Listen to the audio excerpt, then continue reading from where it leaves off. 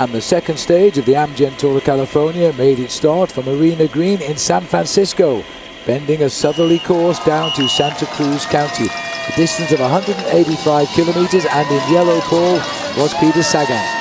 Yeah, what a way to start with the iconic backdrop of the Golden Gate Bridge and then riding down one of the most famous highways in the world, Highway 1, alongside the Pacific Ocean.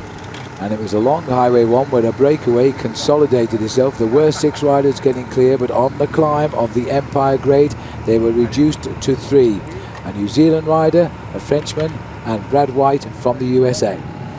Once they started to get onto the climbs, we could see that the men were getting separated from the boys, and the sprinters were having a very difficult time, including Marcel Kittel, the sprinter from Argos. Strangely enough, it was his own teammate who was off the front of the bike race, Alexandre Genier of France, leading by around about 4 minutes over the main field, and then he decided to go it alone. Riding for the new Argos Shimano team, with still a long way to go to the finish, Alexandre Genier attacked on the slopes, ridding himself of everybody else, and cheered on by the fans of California.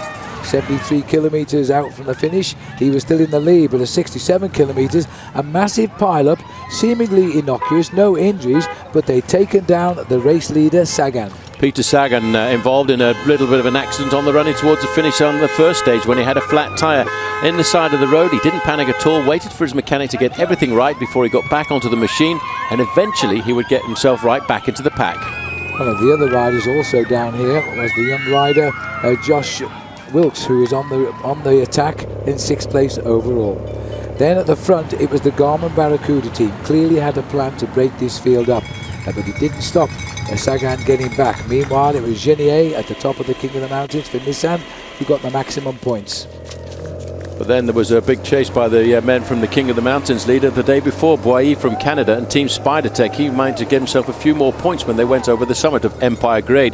That would keep him in the lead in the King of the Mountains classification for another day.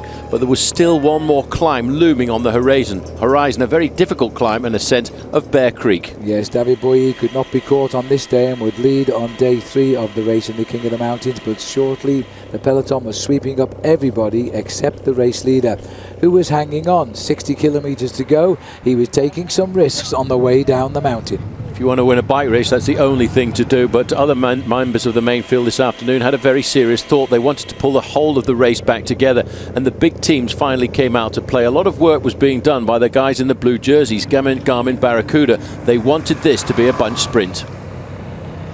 But it was only to be towards the end. 36 kilometers out, and the field being led up now by United Healthcare, looking to gain a ground with Rory Sutherland, their Australian hope.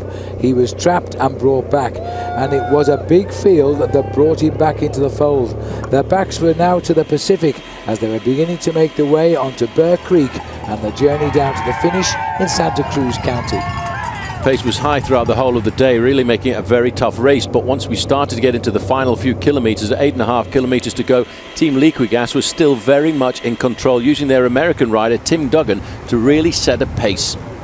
Yes, despite his ups and downs of the last 2 days, the yellow jersey Peter Sagan was lucky not to be involved in this one. He was much nearer the front, but it did leave the American champion on the right there, Matthew Boucher, sitting on the road and losing time towards the finish.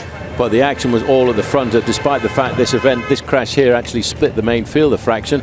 None of the big names were involved, and as they charged down into the heart of the town here of Santa Cruz County, the big crowds had turned out to see the bike race. It looked very much into the final corner as if Green Edge from Australia had control of this race until the last moment when the man in yellow came out. Yes, Lee Howard was still on the inside, the Australian sprinter, but quickly passed by Peter Sagan, who's going to make it 2 days out of 2.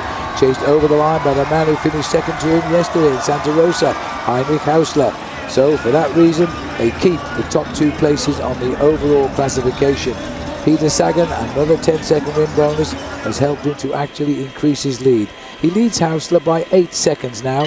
Lee Howard has moved up into 3rd place, 13 seconds back. Jeff Lauder down from 3rd to 4th at 14 seconds back.